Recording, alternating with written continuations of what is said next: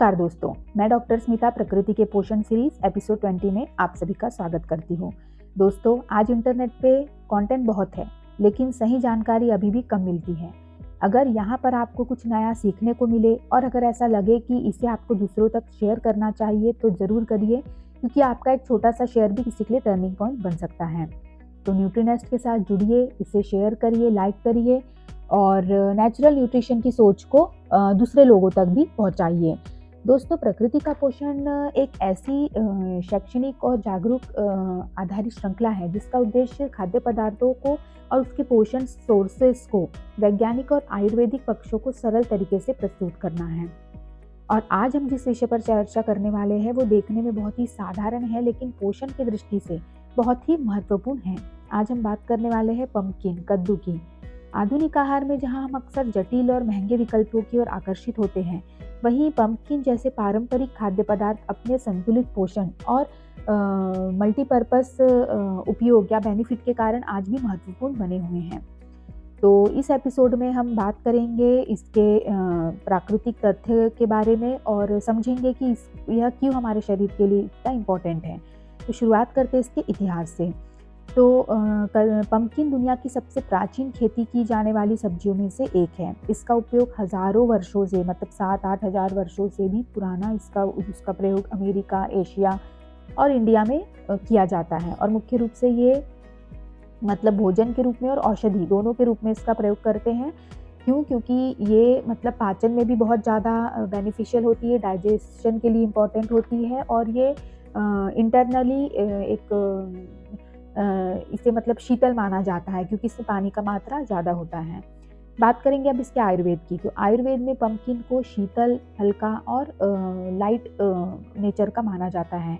यह पित्त दोष को संतुलित करता है और हमारे आंतरिक जलन या सूजन जो रहती है उसको कम करता है और डाइजेशन इम्प्रूव करता है। और इसी कारण गर्मी में या फिर हमको वीकनेस है, डाइजेशन इम्बैलेंस है, तो उस स्थिति में यह बहुत बेनिफिशियल माना जाता है।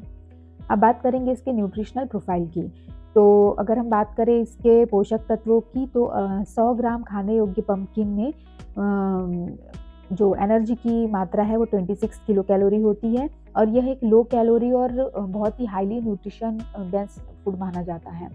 इसमें वाटर 91.6 ग्राम होता है, रेशेदार जो पदार्थ है वो 0.5 ग्राम होते हैं, प्रोटीन 1 ग्राम होता है, कैल्शियम 21 ग्राम, प्लस इसमें बीटा कैरोटीन और एंटीऑक्सीडेंट भी मौजूद होते हैं।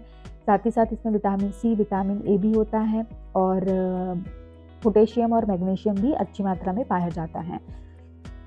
तो इस तरह से हमने देखा कि पंपकिन एक बहुत ही न्यूट्रिशनल डेंस फूड है जो कि हमारे ओवरऑल शरीर के लिए बहुत ज़रूरी है। अब बात करते हैं हम इसके बेनिफिट की कि क्या क्या हमारे हेल्थ के लिए इसमें बेनिफिट हम देख सकते हैं। तो पहला है पाचन में सहायक। तो पंपकिन जो रहता है लाइट और इजीली डाइजेस्टेबल फूड है जिसमें फाइबर अच्छा होता है, पानी अच्छा होता है, तो इसीलिए यह हमारे डाइजेशन को इम्प्रूव करता है, कॉन्स्टिपेशन को दूर करता है।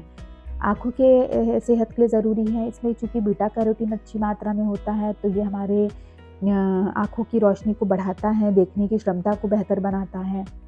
साथ ही साथ ये इम्यून सिस्टम के लिए भी स्ट्रॉन्ग है क्योंकि जैसे मैंने बताया कि इसमें विटामिन सी, एंटीऑक्सीडेंट पाए जाते हैं, तो ये हमारे रोग प्रतिरोधक क्षमता को और अच्छा बनाता है, बेहतर बनाता है, लोगों से लड़ने में मदद करता है।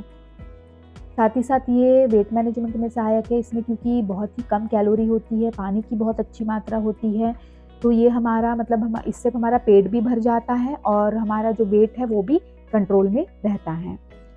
साथ ही साथ यह बालों और त्वचा की स्किन के लिए भी ज़रूरी होता है, क्योंकि इसमें विटामिन ए, ई और विटामिन सी अच्छी मात्रा में पाया जाता है, तो ये हमारे स्किन हेल्थ के लिए और हेयर हेल्थ के लिए भी बहुत इम्पॉर्टेंट है। साथ ही साथ इसमें पोटेशियम चूँकि अच्छी मात्रा में पाया जाता है तो ये हमारे हार्ट के लिए भी बहुत इम्पॉर्टेंट है, प्लस ब्लड प्रेशर को भी कंट्रोल करता है। और इसमें वाटर कंटेंट अच्छी मात्रा होने के कारण और साथ ही साथ नेचुरल एंटीऑक्सीडेंट होने के कारण यह डिटॉक्सिफिकेशन में भी हेल्पफुल होता है, मतलब हमारे शरीर से टॉक्सिक्स निकालने में भी मदद करता है। तो ये तो बात हुई इसके हेल्थ बेनिफिट की। अब आगे बढ़ते हैं यूजेस और इसे किस तरह हमें खाना चाहिए और इसे किस समय पे खाना चाहिए। तो इसका उपयोग हमें सब्जी के रूप में या सूप या तो फिर दलिया के रूप में हम कर सकते हैं, लाइक प्यूरी बना के या बॉइल्ड फॉर्म में हम खा सकते हैं। लंच में इसे खाना बेहतर माना जाता है। दिन में लंच में, दोपहर के खाने में आप इसे यूज़ कर सकते हैं और इसे हल्का पकाकर या उबालकर ही खाएँ कम मसालों के साथ, तभी ये ज़्यादा बेनिफिशियल माना जाता है। अब बात करेंगे इसके प्रिकॉशन और लिमिटेशन की। तो एक्सेस यूज़ अगर हम इसका करते हैं तो इससे गैस्ट्रिक ट्रबल हो सकता है, भारीपन हो सकता है और अत्यधिक जिनको शीत प्रकृति वाले जो लोग रहते हैं उनको इनका प्रयोग सीमित मात्रा में ही करना चाहिए। प्लस डायबिटीज़ में पोर्शन कंट्रोल बहुत ज़रूरी होता है इसका और कच्चे रॉ फॉर्म में इसे प्रयोग ना करें, नहीं तो वही आपका मतलब इंडाइजेशन या गैस्ट्रिक ट्रबल प्रॉब्लम हो सकती है। और अब चलते हैं आगे इंटरेस्टिंग फैक्ट की ओर। तो इंटरेस्टिंग फैक्ट में पहला पॉइंट ये है कि जो पम्पकिन रहता है वो बेसिकली वेजिटेबल नहीं है, एक वैज्ञानिक रूप से यह एक फल है और इसमें 90% से भी ज़्यादा पानी होता है। और पम्पकिन का जो कलर रहता है वो इसके पोषण का इंडिकेटर होता है, मतलब जितना ज़्यादा गहरा रंग होगा उतनी ज़्यादा मात्रा इसमें बीटा कैरोटीन की होती है, जो कि शरीर में जाके विटामिन ए में कन्वर्ट होता है। और इसके अधिक पोषण में मतलब इसका जो फल रहता है, मतलब जो पम्पकिन रहता है, उससे भी ज़्यादा इम्पॉर्टेंट इसके सीड में पोषण होता है। और वर्ल्ड का जो सबसे हैवीएस्ट जो पम्पकिन है वो 1000 केजी से भी अधिक है। और पम्पकिन जो है हर एज ग्रुप के अच्छा माना जाता है, चाहे बच्चे हो चाहे बूढ़े हो, सभी एज ग्रुप के। अब आते हैं कंक्लूजन पर कि पम्पकिन बेसिकली यह दिखाता है कि प्रभावी पोषण हमेशा जटिल या महंगा होना ज़रूरी नहीं है। अपने सिंपल स्ट्रक्चर से भी यह हमें बहुत अच्छा पोषण प्रदान करता है। संतुलित मात्रा में अगर इसका हम प्रयोग करते हैं तो निश्चित ही हमारे लिए फ़ायदेमंद साबित होता है। अब लास्ट में मैं 2 ही लाइन कहना चाहूँगी पम्पकिन के लिए। कम कैलोरी, गुणों की भरमार, पम्पकिन सिखाए सादगी ही है असली आहार।